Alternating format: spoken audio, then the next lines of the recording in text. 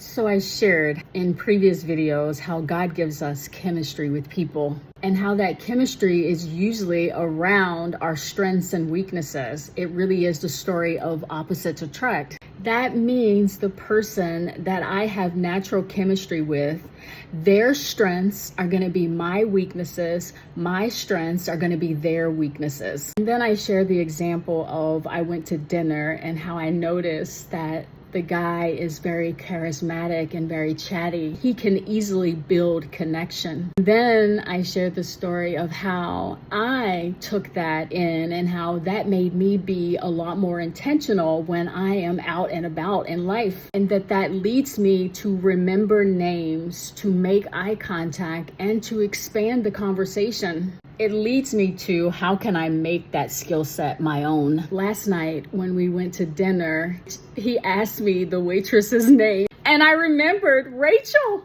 The story of Cain and Abel is that when I see a person's strengths, sometimes that brings insecurity and then that makes me want to harm the person. How if we take away from that, we really do realize that when I notice someone's strengths, what I'm in the presence of is a person that is allowing me and giving me the opportunity to practice their strengths. I have been very intentional in remembering the people that serve me, how I can build connection. That is the same for everybody, that when I am in the presence of someone that has a strength that I notice, that it is always my opportunity to take ownership of that trait and to make it my own. And not to change the biblical narrative in any way, but how that story could be different if Cain realized that Abel had information on how to make him a better shepherd.